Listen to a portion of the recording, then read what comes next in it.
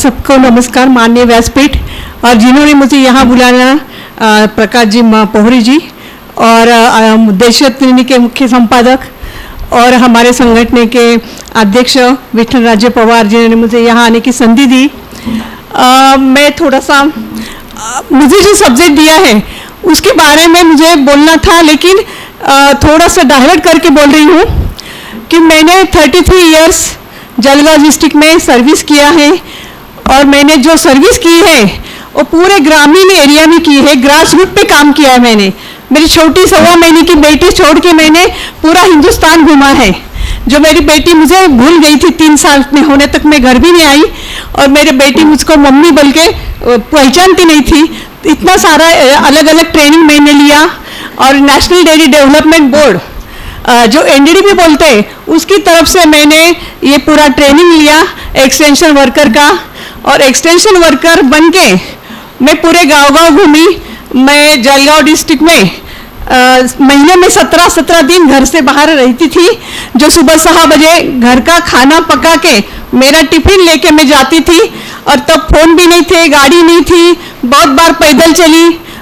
Office ने jeep दिया, कभी जीप खराब हो गई, कभी गांव में मुकाम करना पड़ा, लेकिन मेरे हस्बैंड ने मेरा बहुत साथ दिया, मेरे अड़ोस पड़ोस वालों ने मेरा साथ दिया, क्योंकि मैं गांव के लोगों के लिए काम कर रही थी और मेरे ऑफिस ने मुझे बहुत सराहा। और जो मैंने किया महिलाओं के लिए, पहले हमने पुरुषों का कार्यक्रम लेती थी और उसके बाद मैं वुमेन अवेयरनेस प्रोग्राम लेती थी कि मैं आपके वाइफ को क्या बताऊंगी, आपको भाई लोगों को मैं क्या बताना चाहती हूँ। इसीलिए पहले मर्द लोगों का प्रोग्राम लेती थी और सब मर्द लोग मुझको रात को ही मिलते थे, क्योंकि सब खेतों का काम करके आते थे। तो बहुत बार हम 12 बज के घर पे आते थे, लेकिन हमारे गली वाले, मेरे ऑफिस वाले और मेरी फ्रेंड जो मेरे साथ आती थी विद्या, हम दोनों घर पे आते थे। लेकिन हमको ऐसा कभी डर नहीं लगा कि हमारे साथ ये मर्द है, हमको क्या कर देंगे, और गाँव वालों ने भी बहुत साथ दिया। और इसके कारण जब जलगांव जिले में घूमी, मैं उत्तर प्रदेश में भी आई, गुजरात में बहुत बार घूमी, क्योंकि नेशनल डेवलपमेंट बोर्ड का काम जो है, जो उन्होंने महिलाओं के हाथ में दिया है, पूरा दूध का जो पैसा आता है गुजरात में पूरा महिलाओं के हाथ में आता है, पूरा इकोनॉमी महिलाओं के हाथ में है, जो हमारे यहाँ आज भी नहीं है। और वहाँ से हमने ये सीखा कि महिलाओं के हाथ में अगर पैसा देते हैं, आता है, तभी वो बचा पाती है। अगर उसके हाथ में पैसा ही नहीं आएगा तो कहाँ से बचाएगी। इसी के उदाहरण से नेशनल डेयरी डेवलपमेंट बोर्ड ने हमको एक महाराष्ट्र गवर्नमेंट महासंघ की तरफ से, दूध महासंघ की तरफ से एक प्रोजेक्ट दिया, और उसमें हमको बोला था कि 40 वुमेन्स डेयरी कोऑपरेटिव आपको स्थापन करना है, लेकिन हमने 108 कर दिया। और उसमें से हमारे इतने सारी महिला तैयार हो गई और उसमें चेयरमैन भी महिला तैयार होगी। मैंने 33 इयर्स एक्सटेंशन वर्कर का काम किया, ट्रेनिंग सेंटर इंचार्ज बन के भी काम किया, और हमारा काम देख के हमारे महिला वुमेन्स जो होते थे फोन पे हमारे पास आते थे। ये देख के मुझे पवार साहब ने बारामती में बुलाया था कि आपने कैसे किया। मैंने बोला मैंने नहीं किया, ये सब जलगांव जिला दूध उत्पादक संघ के नाम से हुआ और मैंने उस इतने सारे काम किए। तो मुझे ये कहना है कि जब इसके बारे में देखते हैं कि खेती जो आज बोलते कि आत्महत्या करते हैं, आप बोलते हैं MRP चाहिए, आधारभूत मूल्य चाहिए, सब बातें सब करते हैं, लेकिन अभी यहाँ एक दो वक्ता ने ऐसा भी बोला कि पूरा खेती पे अगर डिपेंड रहते हैं, अगर बाढ़ आती है, कम बारिश होती है तो पूरा चला जाता है। और गवर्नमेंट अगर कुछ बोलता है कि हम इतने पैसे देंगे, लेकिन गवर्नमेंट इतना पैसा कभी देता नहीं। आज का एक उदाहरण होगा महाराष्ट्र में कि 32,000 कोटी देवेंद्र फडणवीस साहब ने डिक्लेयर किया कि फार्मर्स को अतिवृष्टि के कारण दिया।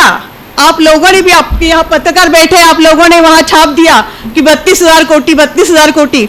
मैंने बहुत बार घूमा कि कितना होगा 32,000 कोटी, क्योंकि अगर मैं पढ़ी लिखी हूँ फिर भी मैंने 32,000 कोटी मैंने इमेजिन नहीं किया। लेकिन मैं एक फार्मर भी हूँ, मेरे खाते में 1 रुपया भी नहीं आया।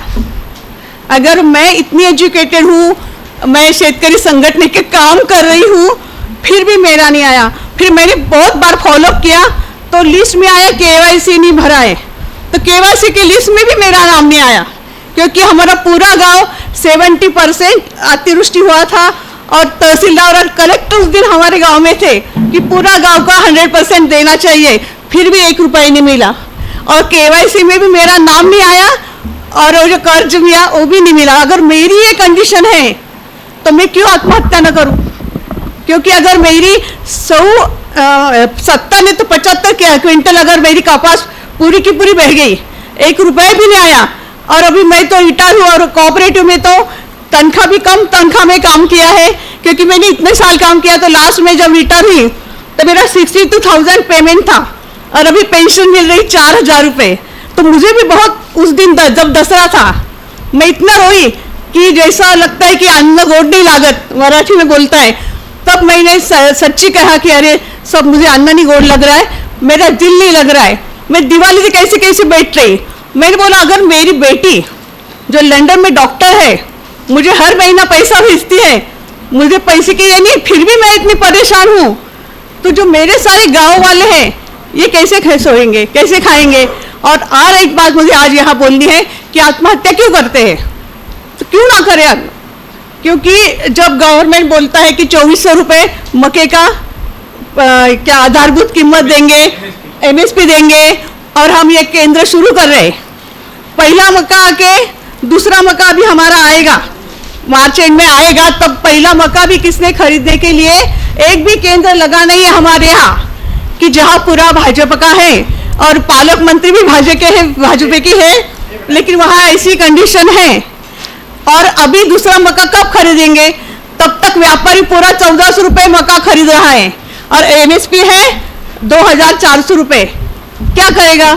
और कितने दिन तक पैसा रखे? पिछले साल से बहुत लोगों ने कपास घर में रखी, लेकिन आज भी कपास का भाव नहीं मिल रहा है। तो मैं ये बोलना चाहूंगी, दूध के माध्यम से मैंने जो महिलाओं को इकट्ठा किया था, अगर फार्मर्स के आप जो सब लोग बोल रहे हैं, और मुझे लगता है विदर्भ के लिए विदर्भ पैकेज मैंने बहुत बार सुना है, उसमें सब गाय भैंस के लिए कर्जा देते हैं। गवर्नमेंट क्या करता है कि फार्मर्स को चलो भी कुछ ना कुछ ऐसा जोड़ धंधा या अलग व्यवसाय करेंगे, इसलिए गाय भैंस देते हैं। लेकिन ये गाय भैंस के लिए पूरा विदर्भ में चारा नहीं है, और ना ये गाय भैंस खरीद के आने वाला दूध बेचने के लिए यहाँ कुछ भी संस्था नहीं है। तो गाय भैंस क्यों दे रहे? जिसको देना चाहिए वो दे नहीं रहे। अगर यहाँ कॉटन है, कॉटन के अगर ये होते कॉटन को भाव नहीं मिलता है, और जो हम कॉटन 7,000 रुपये क्विंटल बेच रहे हैं, वही कॉटन हम जब खरीदने जाते हैं बड़े बड़े मॉल में, या मैं फॉरेन में भी बहुत बार बेटी के साथ रहती हूँ, वहाँ खादी नाम का ब्रांड चलता है, उसका एक शर्ट 5-5 हज़ार रुपये में मिलता है, और हमारा 1 क्विंटल कापूस 7,000 में मिलता है। तो गवर्नमेंट विदर्भ में भी क्यों नहीं ये लगा रहे कॉटन का कुछ फैक्ट्री? क्यों नहीं हम भी लोग लगा रहे? हम खुद बोलते कि भाव दो, लेकिन हम उनके लिए क्या कर रहे? ये मैं सोच रही हूँ कि अगर इस बारे में भी सोचना चाहिए। हम सब बहुत बोलते हैं कि सरकार ने ये करना चाहिए, वो करना चाहिए, लेकिन क्या करना चाहिए? ये पूरा पैकेज हम नहीं बना रहे हैं, तो ये पैकेज भी बनाना चाहिए, ऐसा मुझे महिलाओं के तरफ से लगता है। और जो आप बोल रहे हैं अन्नदात्री भी है महिला खेत में आधा से ज्यादा काम महिला करती है, लेकिन उसको कोई भी नहीं पूछ रहा। यहाँ तो सिर्फ 4 लेडीज आई है और बाकी सभी मर्द हैं, और अन्नदाता बोलते हैं, अन्नपूर्णा बोलते हैं, अन्नदात्री कोई बोलते नहीं है। लेकिन उसका ये सोच है कि उसके हाथ में भी कुछ दो, उसके हाथ में एम्पावरमेंट दो, तो ये सब कर सकती है। और सब बोल के मैं थोड़ा सा पौरे साहब को बोलूंगी कि मैं जब ये ऐसा कुछ धोरण होता था, तब मैं क्या बोलती थी कि एसी में बैठ के लोग सब ये बनाते हैं, लेकिन यहाँ एसी नहीं है, फिर भी हम बोल रहे हैं और उन्होंने हमको मौका दिया है। तो मैं बोलूंगी कि इसमें सब एम्पावरमेंट के लिए वुमेन्स आना चाहिए, और वुमेन एम्पावरमेंट के लिए हम सबको मिलके काम करना चाहिए, तभी जाके हम फार्मर्स को, और जैसे दादाजी ने बोला कि हमारा आत्मसम्मान खो गया है।